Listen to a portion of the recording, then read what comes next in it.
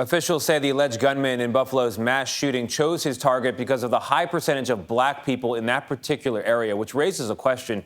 How did that neighborhood become so segregated in the first place?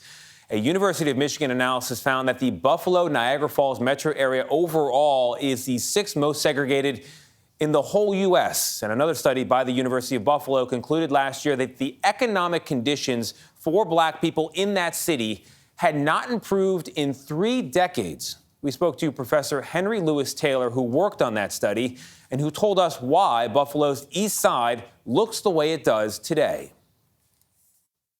The process of segregation is driven by the way in which we build cities. Within the urban areas, ever since the rise of home ownership in the United States, there have been a sorting and sifting process to separate higher income whites from lower income blacks. Back in 1940, Buffalo was one of the most integrated cities in the United States.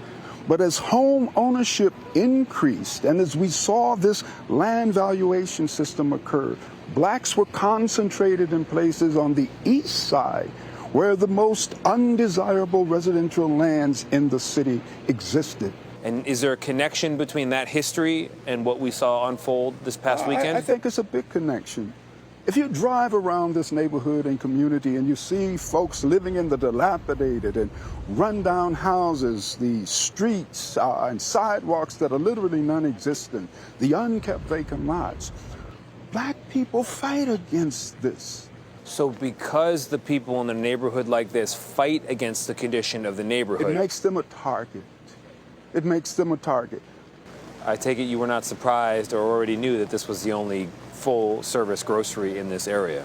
There are over 100,000 black people in Buffalo, and the fact that there's only one major supermarket servicing them is a disgrace.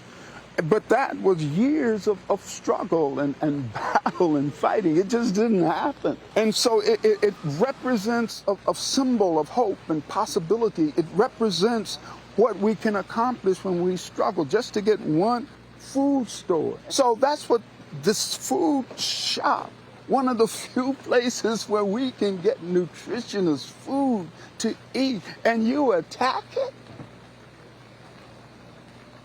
You attack it? Yeah. You can hear the anguish in his voice. Professor Taylor is an incredibly knowledgeable and passionate speaker. His point is that when you look at the built environment around you, remember, it's not an accident that it looks the way it does. And it's not a choice either. It's deliberate. Yeah, just like this attack was deliberate.